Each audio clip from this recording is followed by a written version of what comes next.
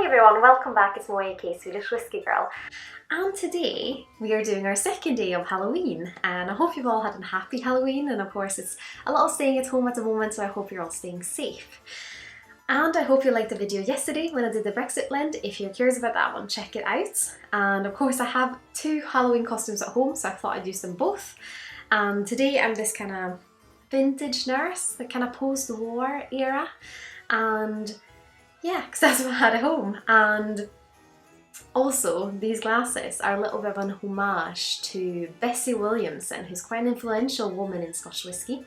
And she always wore these kind of very distinct vintage glasses. Not exactly this model, but I thought it would be fun just to have them as a little kind of homage to her. I think she's credited as the first woman to manage a Scotch whisky distillery in the 20th century. And she was, of course, the distillery manager. She took really good care of her team, and everyone kind of described her as a very thoughtful and a nice, caring woman. And she was a big promoter of single malts, especially in the US. So if you are a single malt drinker from the US perhaps, and you like smoky whiskies and Islay whiskies, then you might have Bessie to thank for the kind of big impact that single malts have today, at least partially, because at the time it would have been primarily blends, of course, out there in the world. So yeah, I mean, I'm always fascinated to hear about history in whiskey, and especially influential women in whiskey. And another reason why I chose this nurse theme today is that, of course, a lot of people describe Laphroaig as quite medicinal. And today we're going to have a look at Laphroaig 10-year-old cask strength batch 12. It's been matured in ex-bourbon casks and it sits at 60.1% ABV. And yeah, Laphroaig, definitely a lot of people say kind of medicinal, hospital, TCP on the nose for it. And yeah, I mean, if you could prescribe whiskies, wouldn't that be fun? I mean, they don't really have that many proven medical kind of works. They don't really fix your headache, or might give you a headache, if anything. But I know there's a lot of kind of Scottish sayings and people that are rubbing them on, like rubbing whiskey on children's teeth when they're teething, and or the gums, sorry, and things like that. I mean, my dad always says that if you're having a sore throat, just grab a little bit of whiskey. So I guess this is the whiskey I'm prescribing to you guys today. I'd of course love to hear your thoughts on Laphroaig and what your favourite is, so please put it in the section here below. But yeah, let's start by having a little look on this whiskey. And we are of course going to add a little bit of water later on as well. And before I forget, I think this sits at just under 80 pounds. But yeah, let's have a little look on the nose. Yeah, like a sea breeze and quite a lovely kind of gentle floral smoke.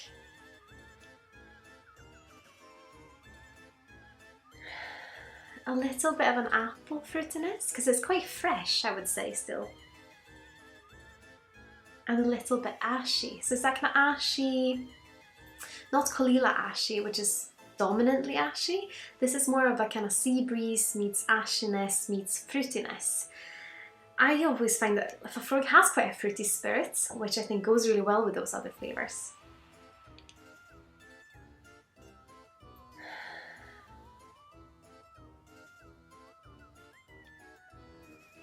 And another good thing, I mean, it does have this kind of slight hand sanitizer or TCP notes, but I would say it's overly just a lovely nose. But it's quite fun that Laphroaig, because it's known for being so medicinal, at one point could be sold on prescription during Prohibition in America, which is why it's still one of the best-selling smoky scotches over there. But let's have a little sip. Sláinte Skål.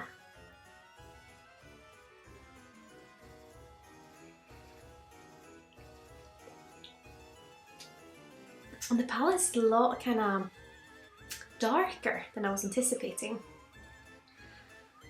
It's quite dense. I mean, the alcohol gives a proper burn, which isn't unpleasant. I might need it to be a little bit of a colder winter's evening if I would sip it just like this, so I am going to add a few drops of water. But initially it has this kind of lovely oakiness that mixes with, maybe more of a coal bonfire smoke. A little bit less salty, with a touch of saltiness still, but I think it's toned down on the palate. Could just be that the alcohol is quite strong, but it's this kind of dense note. It's almost like a toffee denseness. But let's add a few drops of water. Add a little bit more. Here we go.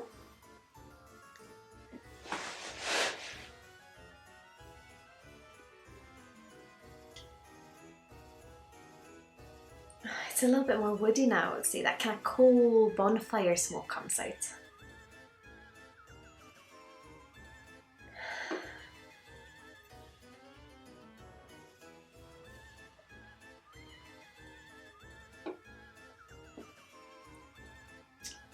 Almost more powerful now, but more of the flavour, more this kind of woody, coal flavour. It's a bit meaty.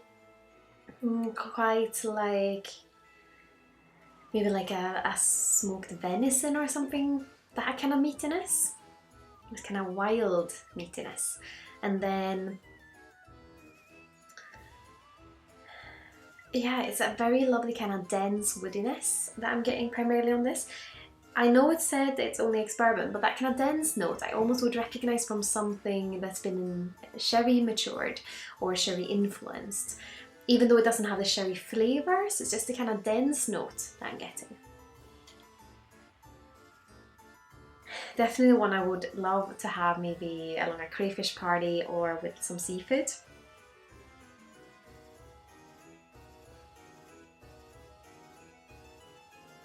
Still sweetness there. Maybe I should just add a little bit more water just to see what happens.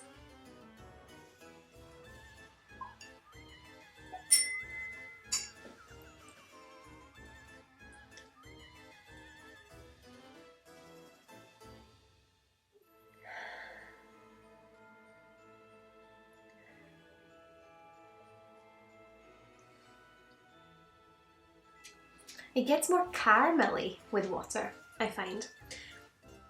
Didn't change too much on the nose, maybe a little bit of more caramel there as well. But I think it could be the age as well that gives us this kind of denser note. I mean, it's quite yummy. I mean, if someone would prescribe me with a dram of Laphroaig 10, I'd be very, very happy, even though it might not have that many medicinal kind of areas of help. It can't really cure anything, but maybe it can just warm me up a little bit. It's a nice one, and I know there's a lot of Laphroaig fans out there, so please let me know what your thoughts are in the comments here below. Yeah, powerful, a little bit woody, more caramelly with water, but also a nice dense note about it. As always, I'd love to hear your thoughts. Have you tried Laphroaig, the cask strength 10-year-old? This is batch 12. Or have you tried any of the previous batches? Or is there another Laphroaig that's your favourite perhaps? And of course, if you do like what I'm doing here on YouTube and my other social channels, I'd be absolutely over the moon if you consider using my affiliate links the next time you're shopping with either Master Malt, the Whisky Exchange or the Scotch Malt Whisky Society. And if you're curious about my other social channels, you'll find the information in the little description here below as well. As always, a massive thank you to my wonderful supporters on Patreon. I'm so grateful I have you guys to kind of walk along with me on my whiskey journey. But I hope you've all had an absolutely wonderful day and a happy Halloween. Sláinte.